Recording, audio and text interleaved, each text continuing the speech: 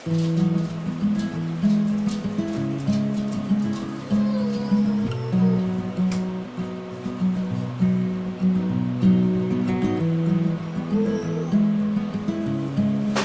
week, I had planned to chat with you all about trusting God. That was the plan. Until the chaos of life redirected me. You know those days when it feels like everything is calling your name at once? The homeschooling books were scattered across the table, papers piled high, besides a half-eaten puff pancake with honey-sweetened strawberry jam saturating the tabletop. The laundry mountain had grown so large that it could probably qualify as its own national park, which, ironically, our vacation to a national park was actually the reason it was high to begin with. Out the window, the garden whispered that the potatoes needed to come out today, or the harvest would be lost. And in the middle of it all was a nursing baby needing every ounce of my attention. It was messy, loud, and ordinary. The kind of chaos that only motherhood can bring. And right there, in the swirl of the overwhelm, came that still small voiced, just do the next right thing. And that's when I decided I needed to change the theme of the YouTube video this week. Not the next thing that would make me feel calm or productive, not the next thing that would earn a gold star in homemaking perfection, but the next faithful thing, the next right thing in light of my commitment to Jesus Christ as his follower. The things that aligned my heart with my mission, not my momentary frustrations. So today that's what I want to talk about. What it means to do the next thing, faithfully and fully, even in the chaos. I appreciate all the messages from people asking about our first ever family vacation. It was truly amazing. I'm in awe of God's provision and his creation. I highly recommend South Dakota if you've never been there before. What are you doing? Be careful you don't drop that thing.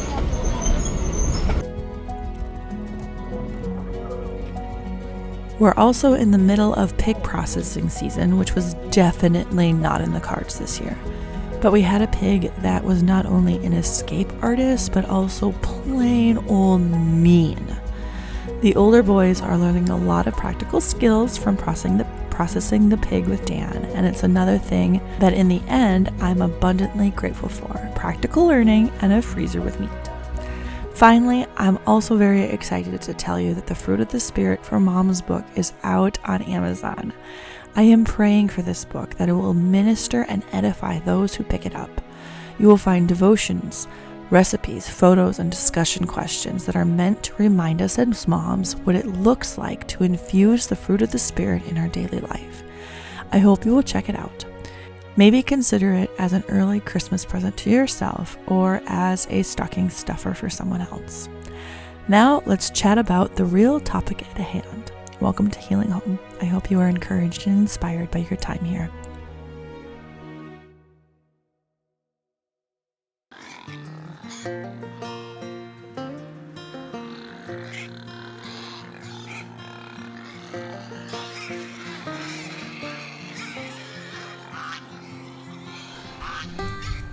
Motherhood is a strange kind of mission field, isn't it?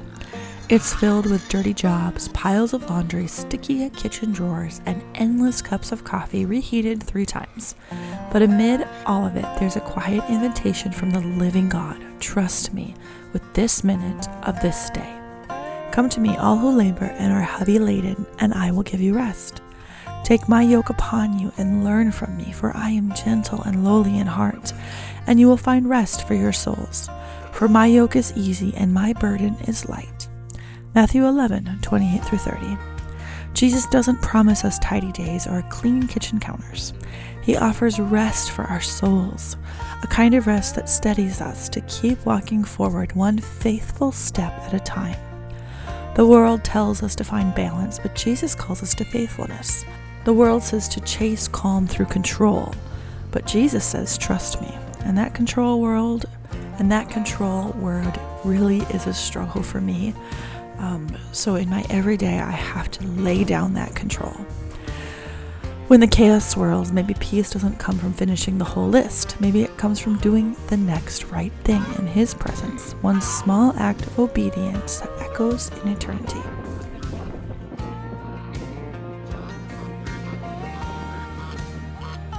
That phrase, do the next thing, is often cited to Elisabeth Elliot, who is a well-known woman of God. She was the wife of Jim Elliot, who was the missionary that was murdered.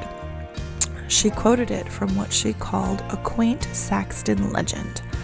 Here's just a small portion of the poem, but I have put the whole thing in the accompanying blog post if you want to go check it out.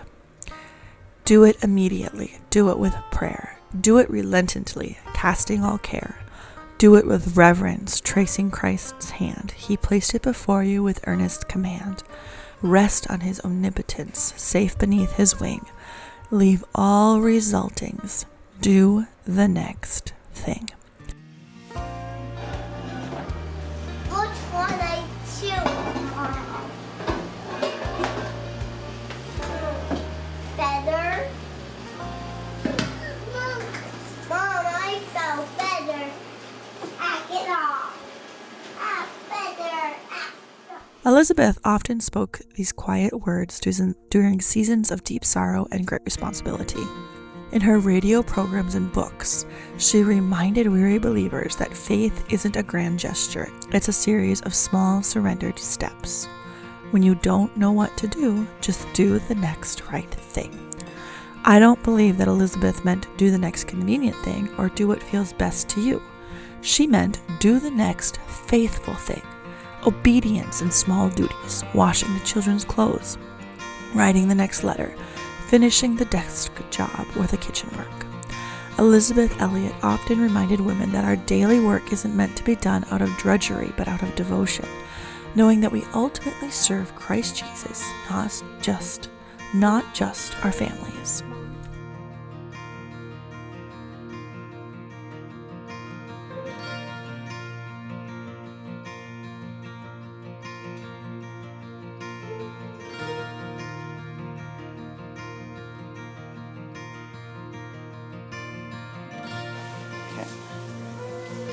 So like this. I'm doing this. They're smaller than You could roll this out, this, and then you connect it together. and then follow the lines to make an S. See how I do that? And then you can make And you can make it smaller or bigger, however you and then need you to. can pull it up again. So right now we're I don't know about you, but I often find myself chasing perfection rather than trusting rhythm.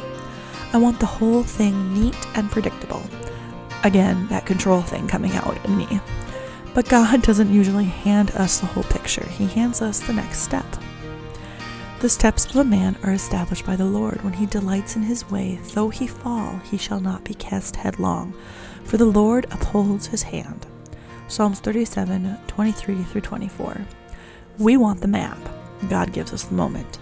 And maybe that's kind of a mercy, because in trusting Him for each step, we learn dependence, not control. We begin to find calm, not because the house is spotless or the garden is weed-free, but because we're walking in step with the Spirit. Faithful rhythms look less like a perfect routine and more like a steady heart. I didn't do it well on this particular day, which is why I needed to preach this to myself. I did it actually really terrible. The school papers were maddening to me. The frequent call of the baby set my teeth on edge. I yelled more than I cared to admit.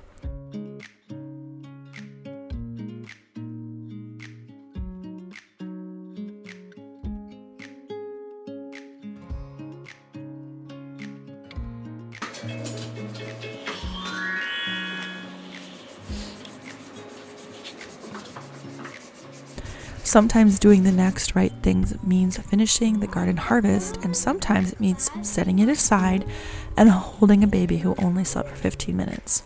You'll see it in today's video because that's exactly what happened.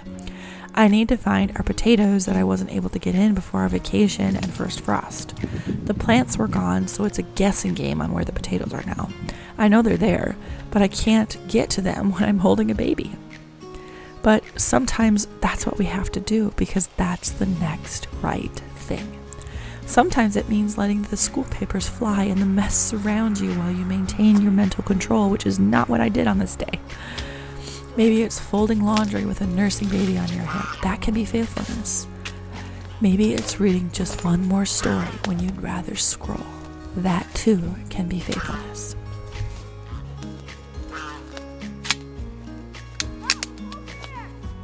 There, why don't you guys bring her inside since she's not cooperating?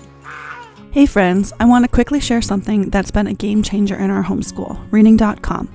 It's a step-by-step reading program that actually makes learning fun for my kids. What I love most is that it doesn't just throw a bunch of random phonics at them, it walks us through it together, so I get to be a part of the process. There are 99 lessons total that help your kids learn to read. Honestly, the program reminds me a lot of the book Teach Your Child to Read in 100 Easy Lessons, except it's an app-based program that is interactive for those that need more than a book. It's simple, effective, and gives me peace of mind that we're building a strong foundation.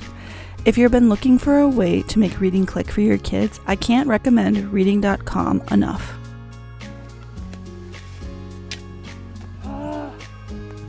Where are these potatoes?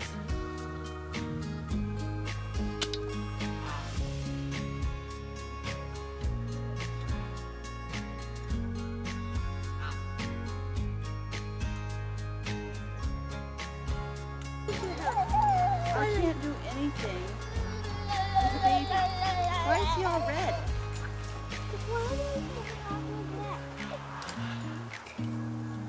I was hugging him. Yeah, a hugging doesn't leave red stuff on him.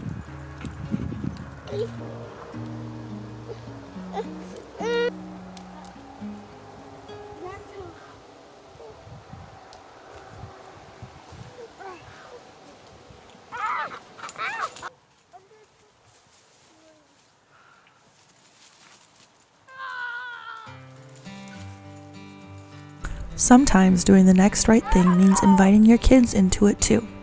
It's easy to think our mission is to get through the to-do list, but often the real mission is the people standing beside us.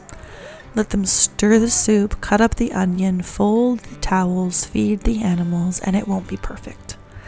Let them see that obedience isn't about our own preferences, but about serving a living God who meets us in the small duties. When we invite them into the work, they begin to see the wonder of the ordinary. They start to understand that following Jesus doesn't always look like being on a mission field in the far-off land. Sometimes it's wiping a counter, changing a diaper, or weeding a garden in His name. Whatever you do, work heartily, as for the Lord and not for men. Colossians 3:23. When our kids see us do the next faithful thing, not perfectly but earnestly, they begin to learn what quiet obedience looks like. They learn to see His dear presence in the midst of our mundane.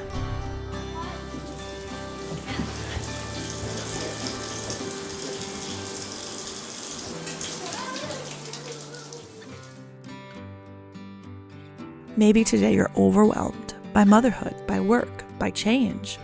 Maybe you're standing in a messy kitchen or at a garden gate, wondering even where to begin. Start here. Take a breath. Ask God what the next faithful thing is. It might be changing a diaper. It might be reading a psalm out loud. It might be sitting still and praying for strength. The heart of man plans his way, but the Lord establishes his steps. Proverbs 16:9. You don't need to do the whole thing. You just need to take the next step, faithfully, gently, in the light of His countenance. After Jim's death, Elisabeth Elliot reflected that her only task each day was to do the will of God, nothing more, nothing less. That's the wonderful saving truth for us too. We don't have to carry the weight of the world or finish every task. We simply need to walk with Him, step by step, minute by minute. So whether you're facing kitchen drawers that won't shut, a pile of children's clothes waiting to be folded, or the call of a garden that's overdue for harvest, remember this. You're not just managing chaos, you're ministering in it. You are a woman on a mission right where you are, in the home, in the sink, in the soil. You are serving a living God who sees, who upholds, and who sanctifies even the smallest act of obedience. So take heart, dear sister. Do the next thing, the next faithful thing and watch how He meets you there.